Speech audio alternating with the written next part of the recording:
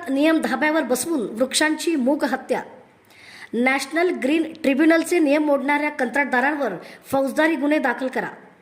जागतिक वसुंधरा दिनच्या निमित्ताने सोलापुरातून एक धक्कादायक वास्तव समोर आले आहे। विकासाच्या नावाखाली शहरातील झाडांची सर्रास मूक हत्या होत असल्याचा गंभीर आरोप सुराज्य अभियानाने केला आहे।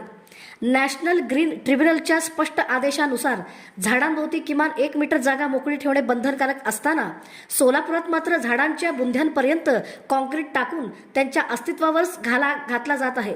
विशेष म्हणजे महानगरपालिका आणि पोलीस आयुक्तासमोरील रस्त्यावरच नियमांची उघडपणे पायमल्ली होत असल्याचे समोर आले आहे।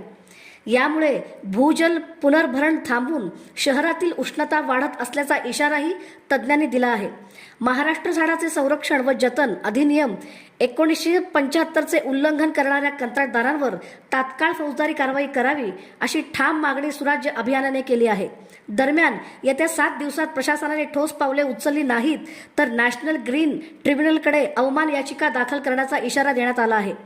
झाडांचे संरक्षण की विकासाच्या नावाखाली त्यांची बळी या प्रश्नाचे उत्तर आता प्रशासनाला द्यावे लागणार आहे। नमस्कार, मी दत्तात्रय पिसे, सुराज्य अभियान।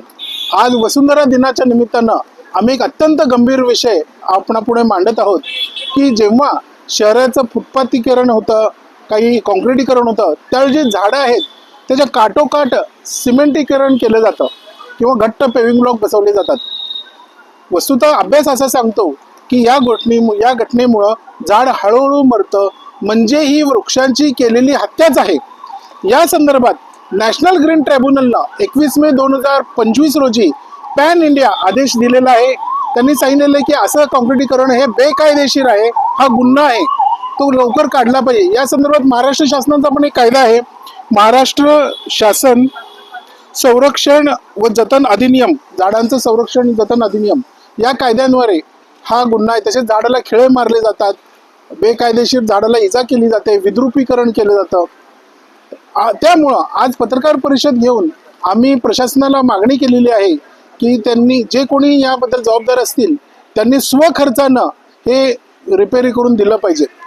जर 7 दिवसात जर काही प्रक्रिया झाली नाही तर आम्ही यांच्यावर गुन्हे दाखल व्हावे यासाठी कायदेशीर प्रयत्न करत आहोत आणि याच्या जोडीला नॅशनल ग्रीन ट्रिब्युनलच्या आदेशाचं अवमान न केल्याबद्दल आम्ही तक्रार करणार आहोत। सुराज्य अभियान वृक्षासाठी, निसर्गासाठी कटिबद्ध आहे। नमस्कार।